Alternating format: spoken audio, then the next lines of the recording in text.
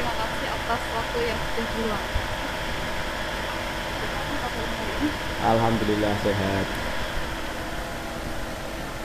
Agar tidak panjang lebar dan menghabiskan banyak waktu, langsung saja masuk ke pertanyaan yang pertama.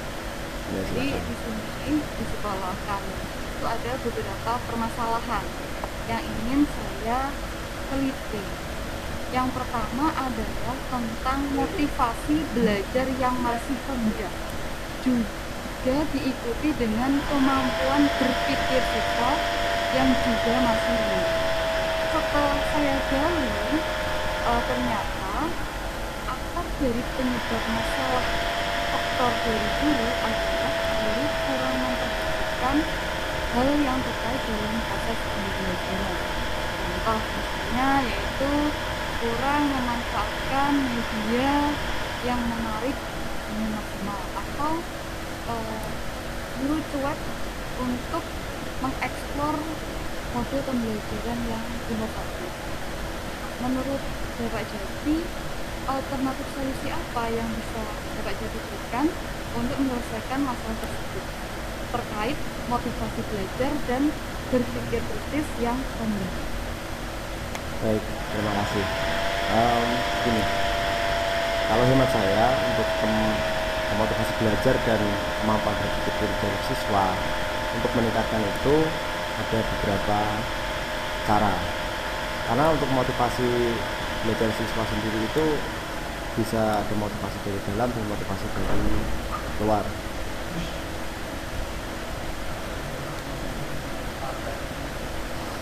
Ya, jadi begini, motivasi dari dalam itu maksudnya dari dalam diri siswa sendiri. Jadi keinginan siswa untuk meraih suatu tujuan tertentu, misalnya gitu.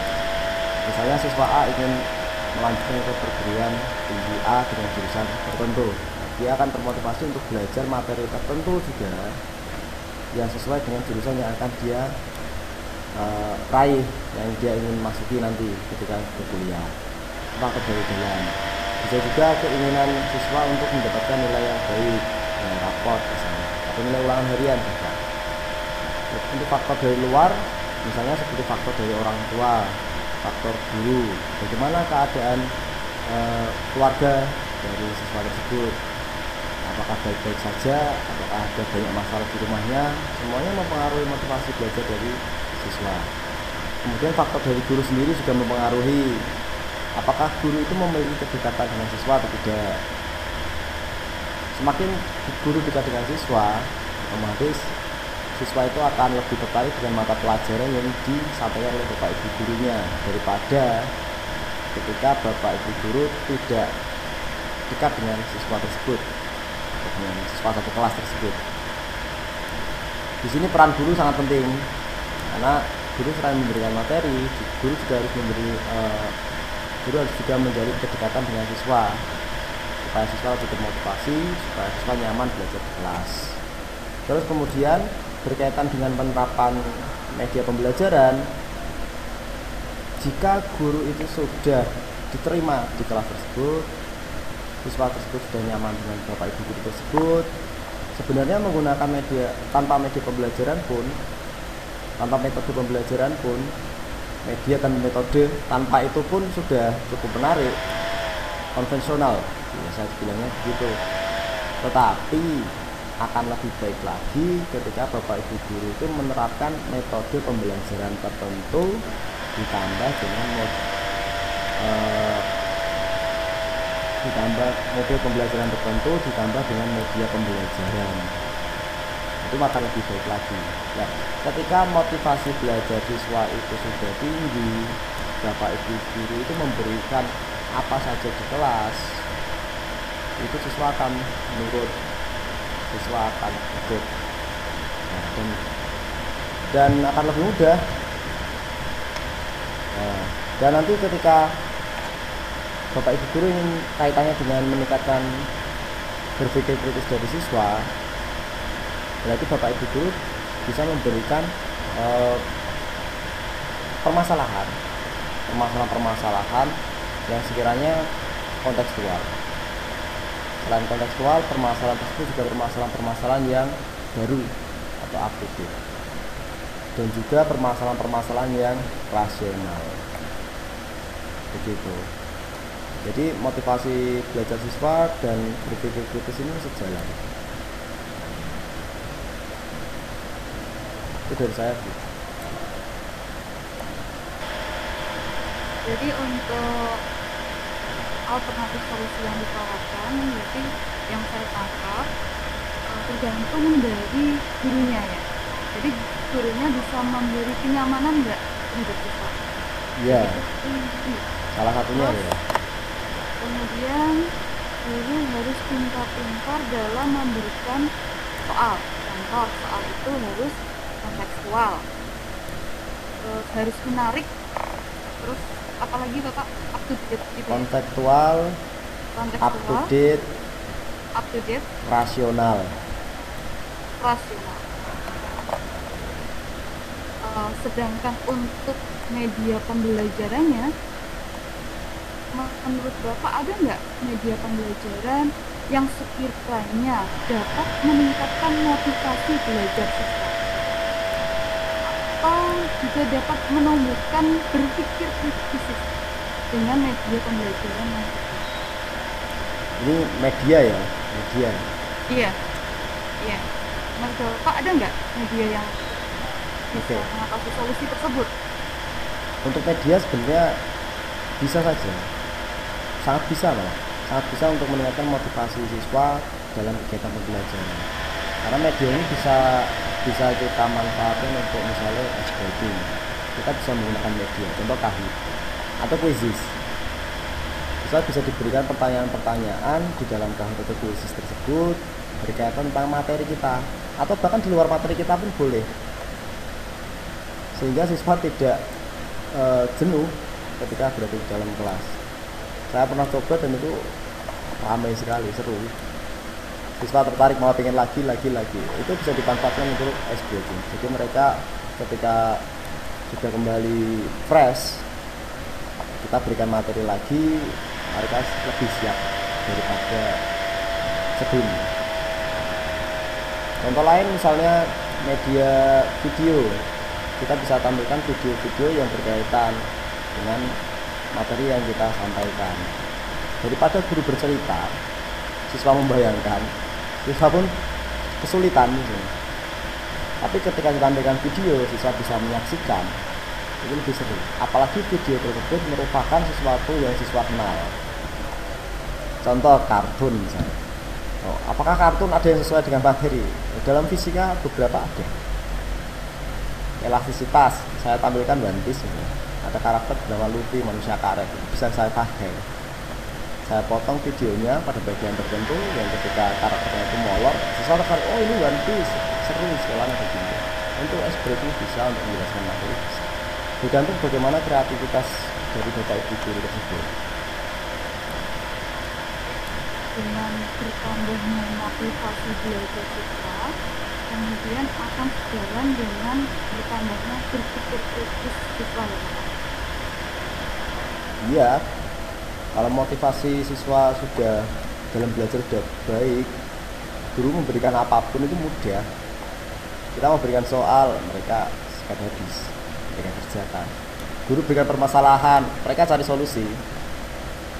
Ketika motivasinya sudah bagus. Tapi ketika motivasi belum bagus, guru berikan soal atau berikan permasalahan, ya mereka mau bergerak juga berat.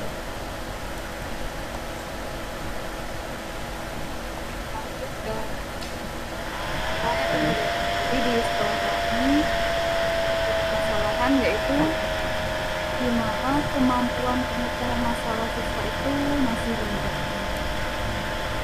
Bapak, bagaimanakah alternatif solusi yang bisa ditawarkan agar kemampuan siswa ini dalam memecahkan suatu masalah itu bisa bertambah? Baik.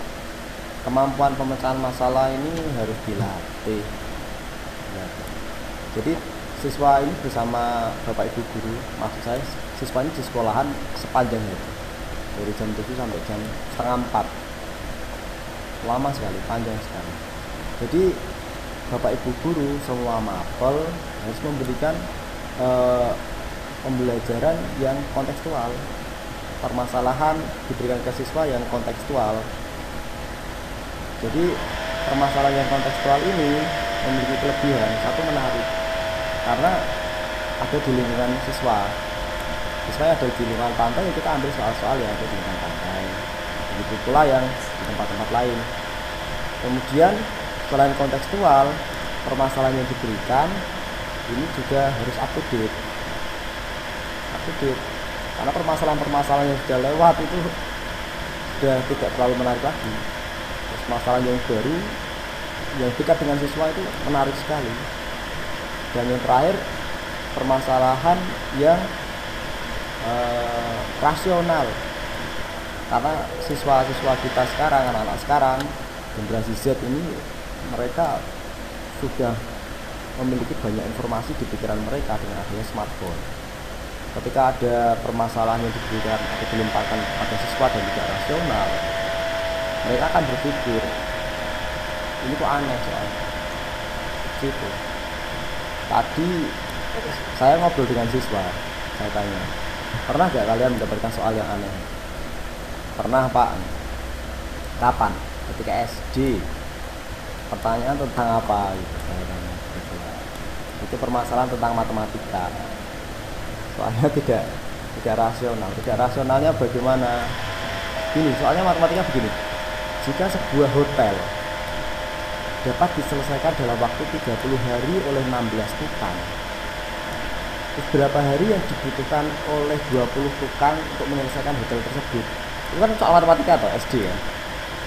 Tapi hotel diselesaikan oleh 16 tukang dalam waktu 30 hari, ini hotel modelnya seperti apa? Mereka sudah berpikir loh, itu anak SD. Itu anak SD. Dan luar biasa, apalagi saya yang ngajar SMA, kalau mereka dapat soal yang tidak rasional, mereka pasti protes. Secara otomatis dia kritis ya.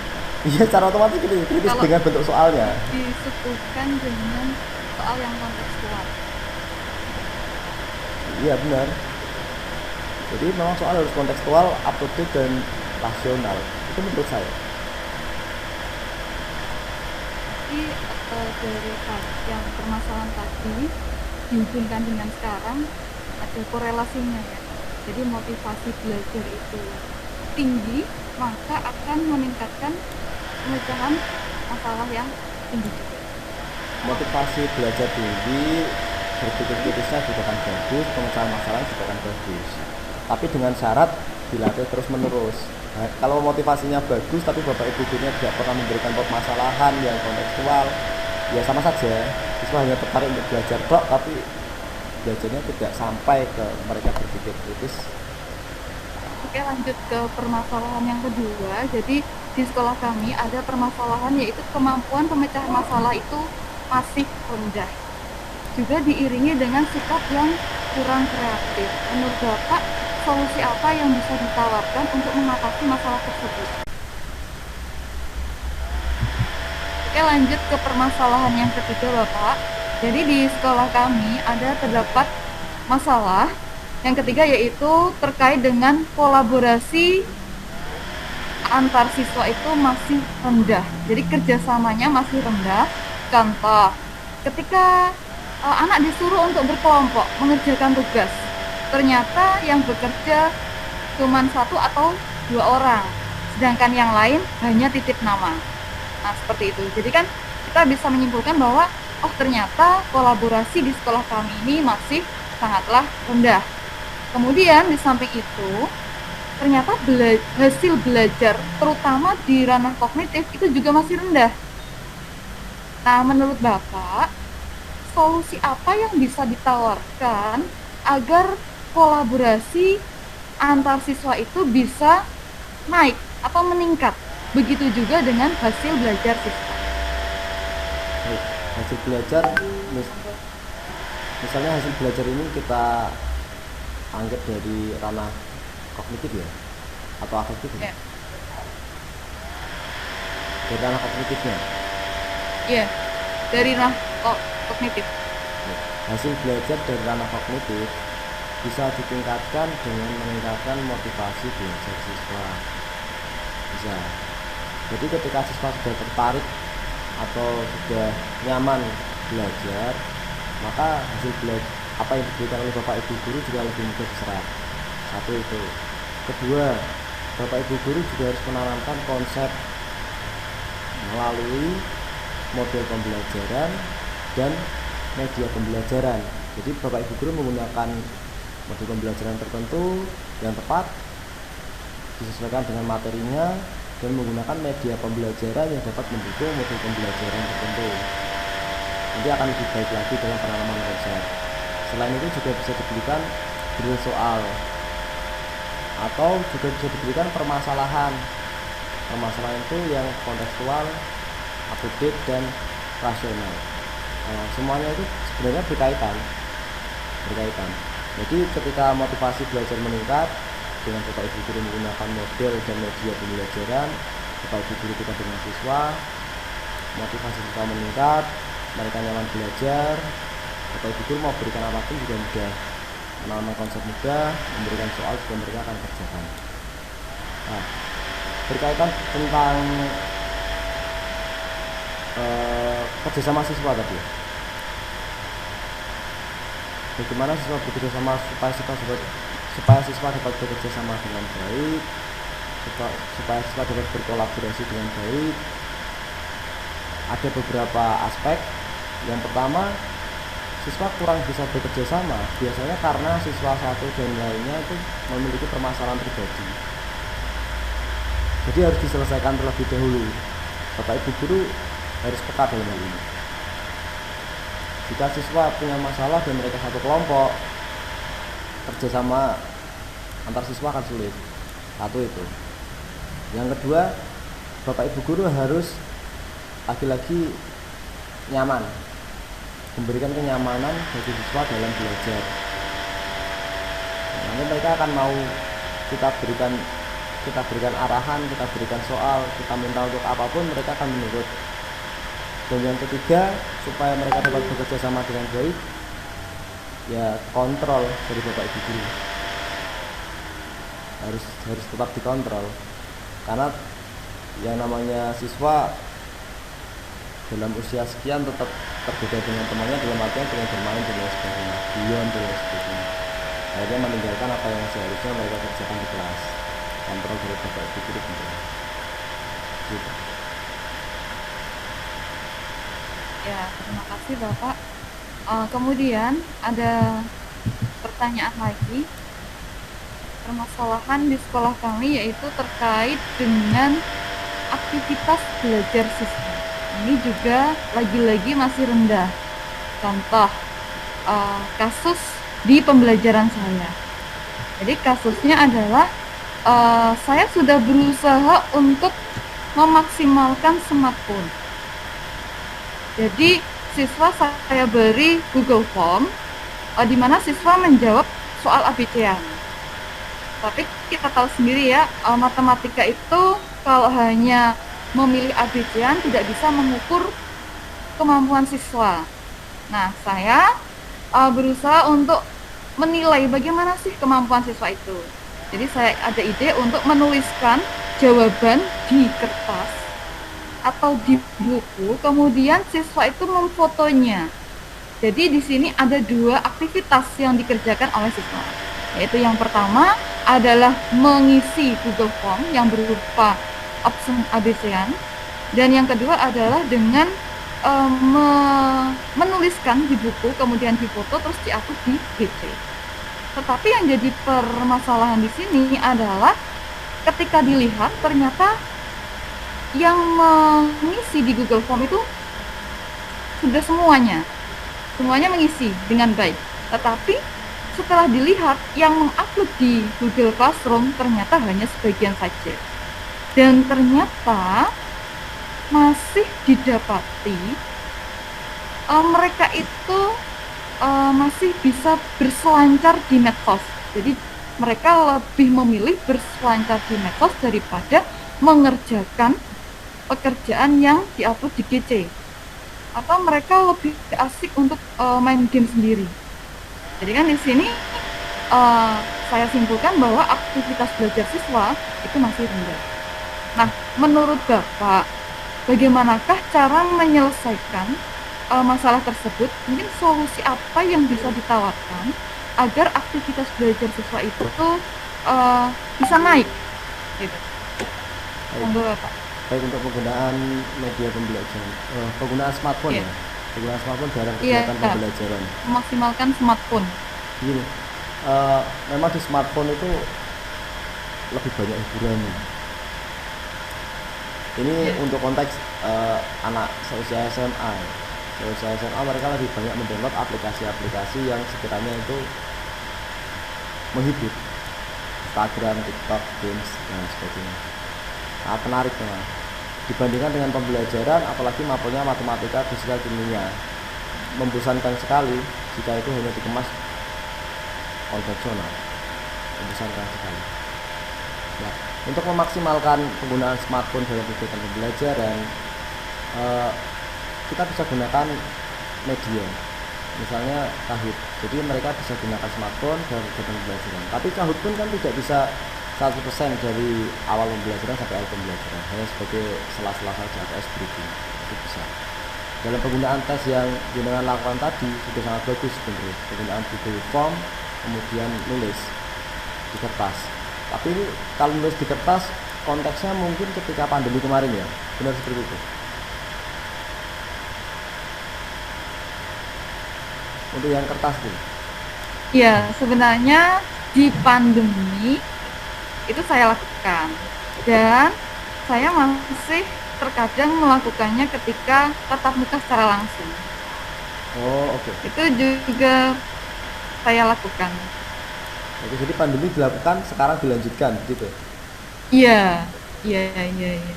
Oh, oke, oke, oke. Nah, jadi penggunaan smartphone itu untuk sekarang ini masih belum bisa 100% digunakan untuk kegiatan belajar.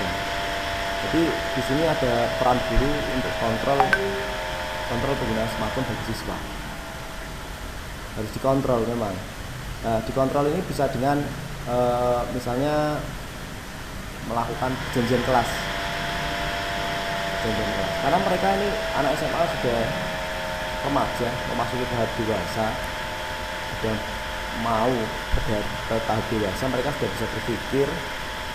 Kita bisa lakukan perjanjian pada siswa, atau biasa disebut membuat keyakinan kelas. Membuat keyakinan kelas. Apa yang boleh dilakukan dan apa yang tidak boleh dilakukan. Begitu.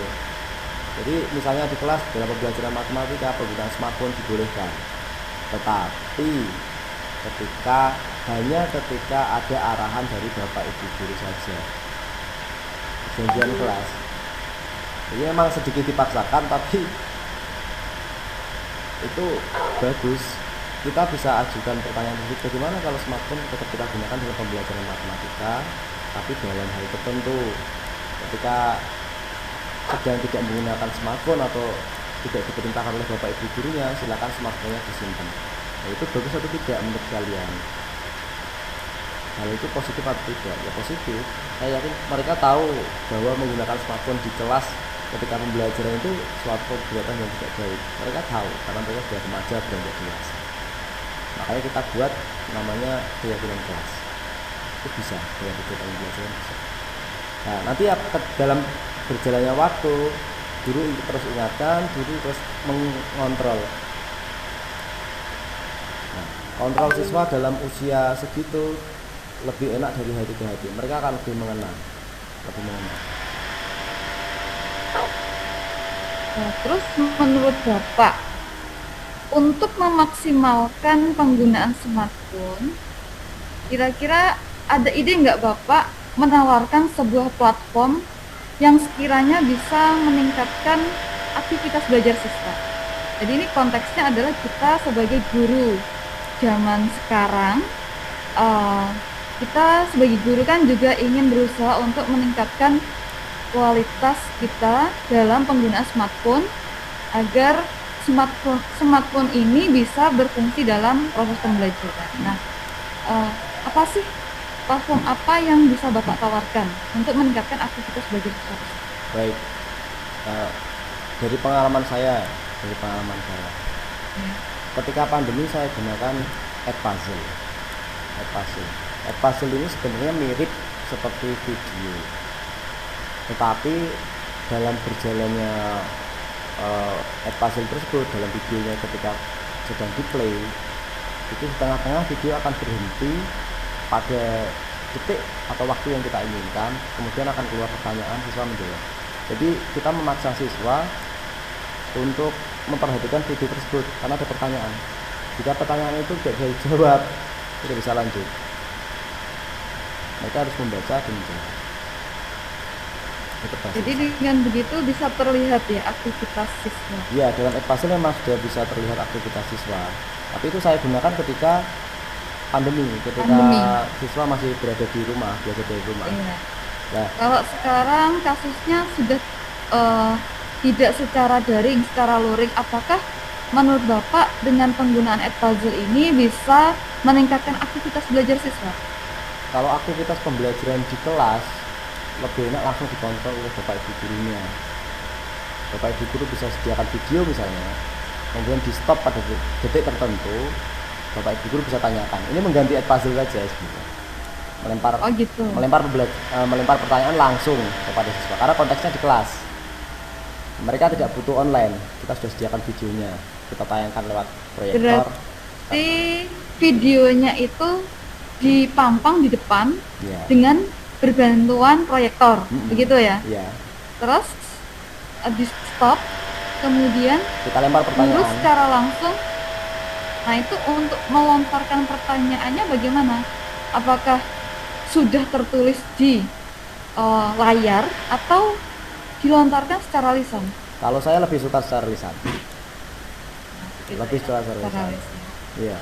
Terus kemudian untuk media pembelajaran memanfaatkan smartphone mungkin belum bisa maksimal 100% dalam artian full dari detik pertama sampai detik terakhir menggunakan smartphone.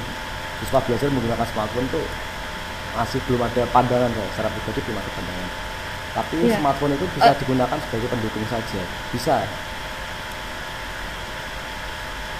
Jadi menurut Bapak kalau penggunaan puzzle dengan cara secara daring itu yaitu menggunakan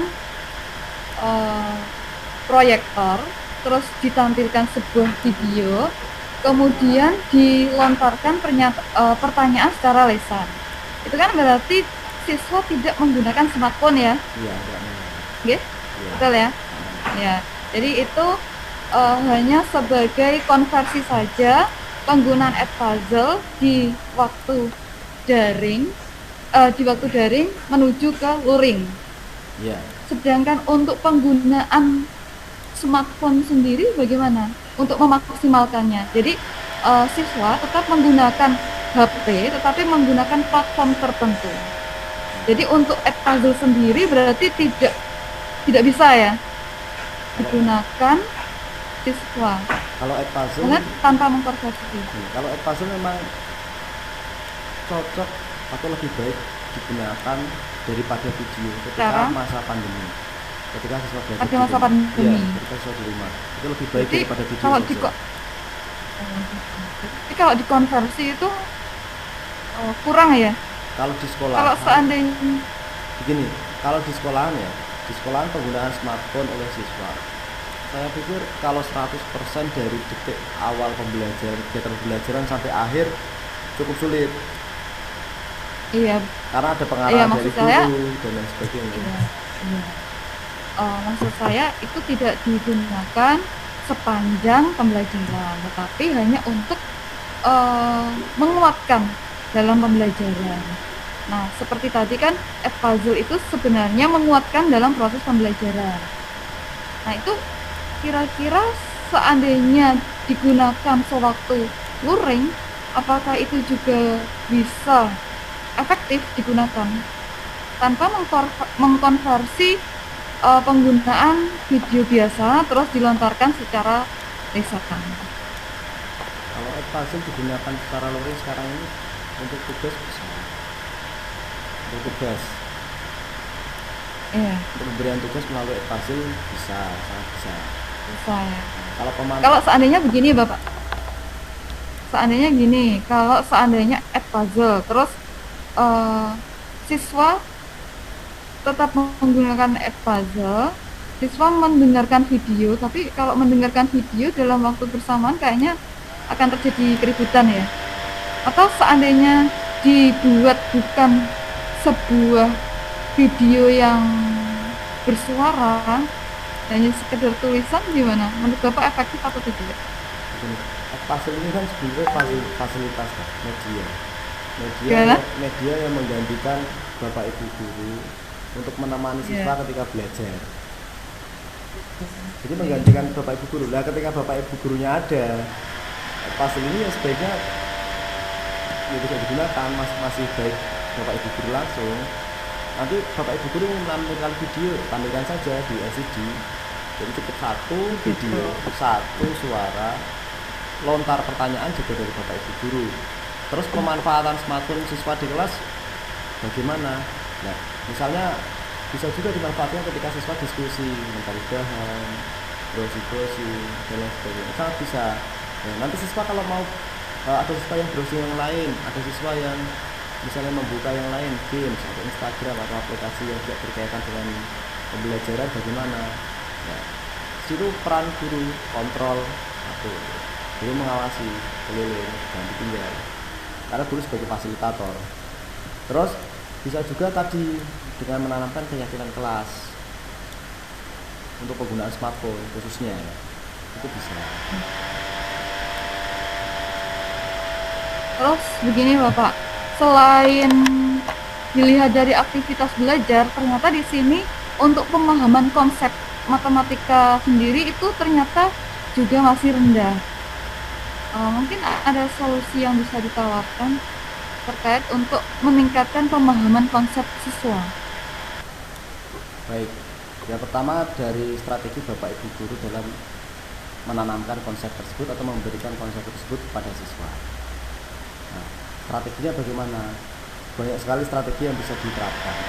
Yang pertama contohnya misalnya diberikan soal yang kontekstual. Misalnya itu. Yang kedua diberikan permasalahan yang kontekstual juga.